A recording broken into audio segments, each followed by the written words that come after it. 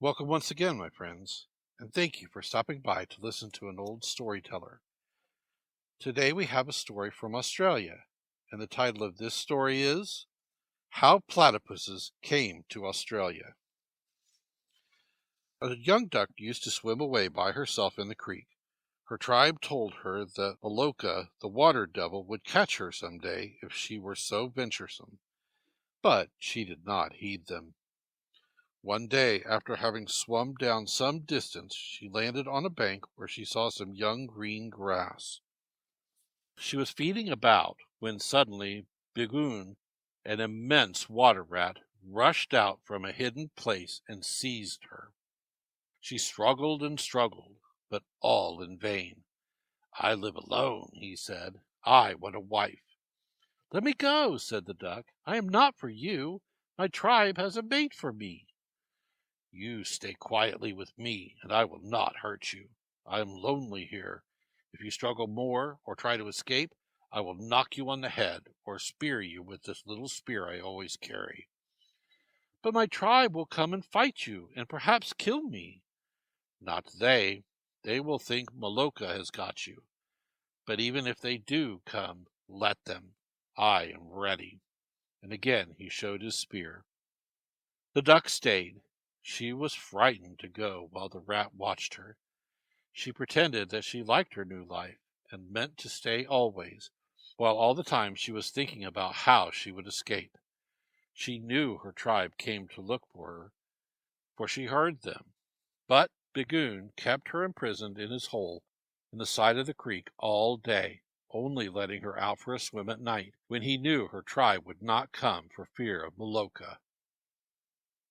She hid her feelings so well that at last Bigoon thought she really was content with him, and gradually he gave up watching her, taking his long day's sleep as of old. Then came her chance. One day, when Bigoon was sound asleep, she slunk out of the burrow, slid into the creek, and swam away up it as quickly as she could toward her old camp. Suddenly she heard a sound behind her. She thought it must be Bigoon, or perhaps the dreaded Maloka. So, stiff as her wings were, she raised herself on them and flew the rest of the way, alighting at length very tired among her tribe. They all gabbled around her at once, hardly giving her time to answer them. When they heard where she had been, the old mother ducks warned all the younger ones to swim only upstream in the future, for Bigoon would surely have vowed vengeance against them all now, and they must not risk meeting him. How that little duck enjoyed her liberty and being with her tribe again! How she splashed as she pleased in the creek in the daytime and flew about at night if she wished! She felt as if she never wanted to sleep again. It was not long before the laying season came. The ducks all chose their nesting places, some in hollow trees and some in myria bushes. When the nests were all nicely lined with down feathers, the ducks laid their eggs. Then they sat patiently on them until at last the little fluffy downy ducks came out. Then in a little time the ducks in the trees took the ducklings on their backs and in their bills, and flew into the water with them, one at a time. Those in the myria bushes waddled out with their young ones after them. In due course the duck who had been imprisoned by Bigoon hatched out her young too. Her friends came swimming around the myria bush she was in, and said, "Come along, bring out your young ones too. Teach them to love the water as we do." Out she came, only 2 children after her. And what were they? Such a quacking gabble her friends set up, shrieking, "What are those?" "My children," she said proudly.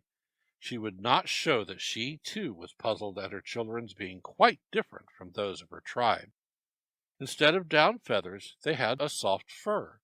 Instead of 2 feet, they had 4. Their bills were those of ducks, and their feet were webbed, and on the hind ones were just showing the points of a spear, like Bigoon always carried to be in readiness for his enemies. "Take them away!" cried the ducks, flapping their wings and making a great splash. "Take them away! They are more like Bagoon than us. Look at their hind feet. The tip of his spear is sticking for them already. Take them away, or we shall kill them before they grow big and kill us. They do not belong to our tribe. Take them away. They have no right here." And such a row they made that the poor little mother duck went off with her two little despised children, of whom she had been so proud, despite their peculiarities. She did not know where to go. If she went down the creek, Bagoon might catch her again and make her live in the burrow, or kill her children because they had webbed feet, a duck's bill, and been hatched out of eggs. He would say they did not belong to his tribe. No one would own them. There would never be anyone but herself to care for them. The sooner she took them right away, the better. So, thinking, away upstream she went till she reached the mountains. There she could hide from all who knew her and bring up her children. On and on she went until the creek grew narrow and scrubby on its banks, so changed from the broad streams which used to flow placidly between unbroken plains that she scarcely knew it. She lived there for a little while, then pined away and died, because even her children, as they grew, saw how different they were from her, and kept away by themselves, until she felt too lonely and miserable to live, too unhappy to find food. Thus pining, she soon died, away on the mountains, far from her old Nurumba, or hereditary hunting ground, which was hers by right of birth. The children lived on and throve, laid eggs, and hatched out more children just like themselves, until at last, pair by pair, they so increased that before long all the mountain creeks had some of them. And there they still live, the Gayadari, or platypus, quite a tribe apart, for when did ever a rat lay eggs, or a duck have 4 feet?